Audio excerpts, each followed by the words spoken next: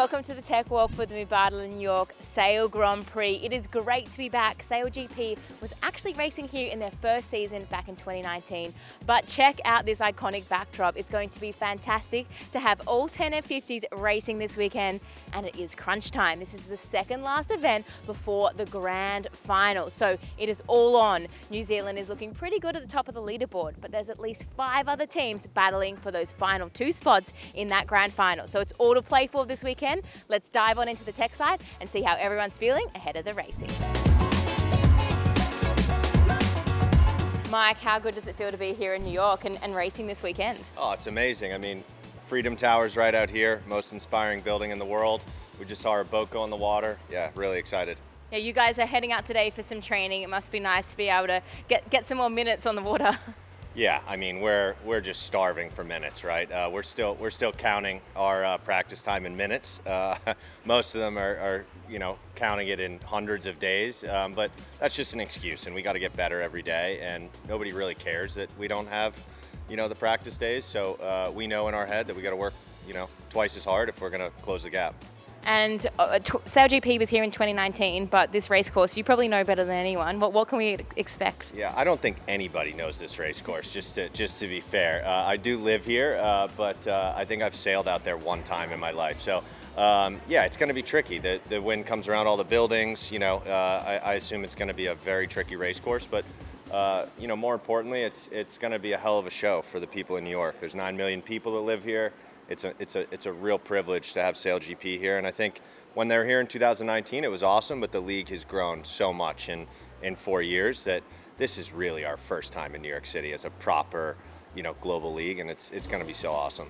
Well, I can't wait. Have a good training, and I'll see you around on the weekend. Yeah, thanks, Lisa. After their capsize in Halifax, the Australian team, they got on the water today in New York. I've spotted their driver, Tom Slingsby, so let's go find out how the boat went.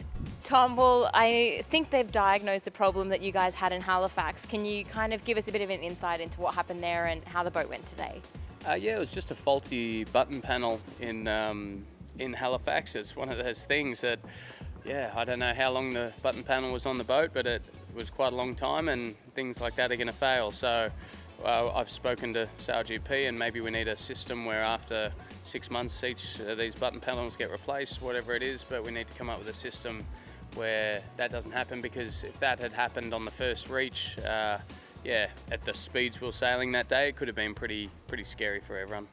And out there on New York Harbour today, it sounded pretty bumpy, pretty windy, pretty chaotic out there. How was it for you? Yeah, it was chaotic, that's for sure. I've never seen so many ferries in my life. I've grown up sailing on Sydney Harbour, but Sydney Harbour's very tame compared to that out there. The amount of ferries going around out there and the amount of waves that it would send across the course, it made it very challenging. The wind was just perfect. It was sort of 10 to 14 knots, very steady, but when you added all the ferries and the waves of the ferries, it was very challenging. Well, I know you guys have been plagued with tech issues. Hopefully you get that sorted, and are you looking forward to racing this weekend? We are looking forward to racing, and yes, we'd love to be in a position where it's all on us as a team, our result. But we're confident we'll get there. We're going to work with the tech team and try to figure out a few of the issues that we had again today, and hopefully we can get them fixed and be ready for racing on Saturday. Thanks, Tom. Good luck. Thank you. Cheers. So the Danish team, they've just got off the water and rolled into their shed, and they had an incident on the mooring this morning. So their foil has been significantly damaged. They actually had to send a diver down to try cut bits off just so that they could get their training session in today. So I know they'll be pretty gutted, but let's have a chat to one of them and see how their day was out there in the end. Nikolai, well, I'm sure it was great to get a training day, but it didn't start very smoothly. Can you tell us what happened?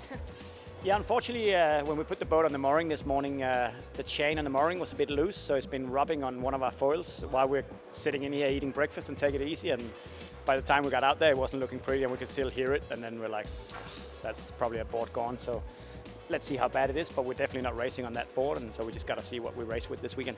And racing-wise, obviously Halifax, it was a bit of another tough final for you guys, but what's in store this weekend? I don't think Halifax was too bad. I mean, we're always happy when we win the final, but for sure we'd like to win the final. But same story, we just got to get to the final and then try and do a little bit better job than we did in Halifax. Oh, well, good luck this weekend, and thanks for chatting. I'll see you around the weekend. Thanks a lot. See you around. Well, that's it for the Tech Walk for the Mubadala New York Sail Grand Prix. From what I've heard and from what we've seen, it is going to be a super exciting and interesting weekend of racing. You're not going to want to miss it, and I will see you soon to wrap it all up in the debrief.